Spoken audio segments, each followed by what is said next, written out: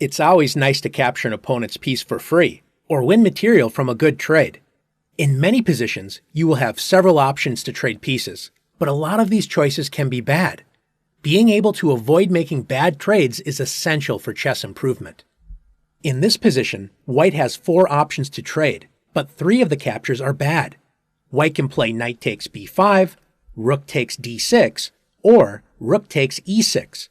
In all 3 cases, White is trading a more valuable piece for a less valuable piece, losing material in the process. Can you find the one good trade in the position for White? Did you notice White's powerful bishop on g2 pointing at the rook on a8? After bishop takes a8 and rook takes a8, White has traded Black's more valuable rook for the less valuable bishop, so White has gained material and made a good trade. Let's take a look at some other examples of avoiding bad trades. In this position, with Black to move, Black should focus on completing development with knight f6 and castling. Instead, Black notices a tempting check and plays bishop takes f2 check. Black trades a bishop for a pawn, generally a very bad trade, hoping to set up an attack against White's king. After king takes f2, White's king has lost the right to castle, but as we'll see, White's king's safety issues are short-lived, and Black will simply be down material. After knight f6, Black develops a piece and hopes to deliver a check with knight g4. White is not afraid of this check and plays the strong move rook f1. White prepares to bring the king to safety, so after knight g4 check, White can play king g1. White's king is basically castled, as it is protected by 2 pawns. White's rook will enjoy the open f-file once the knight on f3 moves. Black is simply down a piece and will regret trading a bishop for 1 pawn in a couple of pointless checks. In this position, both sides have started to bring their pieces into the game and develop. White should focus on developing the kingside pieces and prepare to castle. One trade that is generally bad is trading one of your developed pieces for an opponent's undeveloped piece. Notice that White can capture Black's knight with bishop takes b8.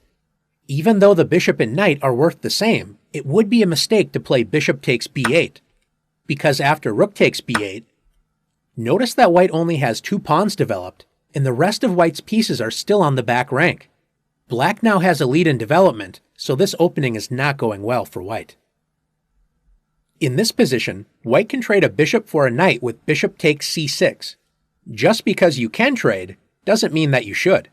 In general, you should only trade if it improves your position or makes your opponent's position worse. White shouldn't waste time with this trade. A better idea is to continue to develop and bring the king to safety with castles.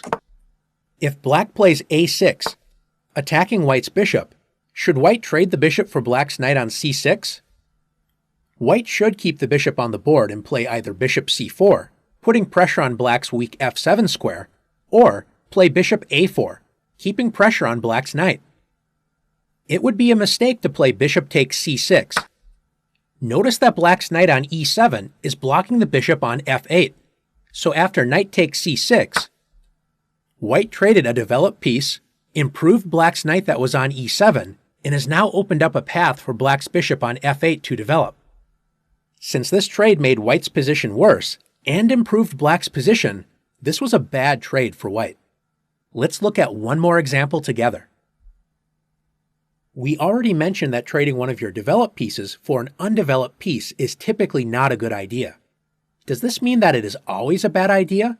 Not always. If you have a good reason to make a trade, don't be afraid to do it.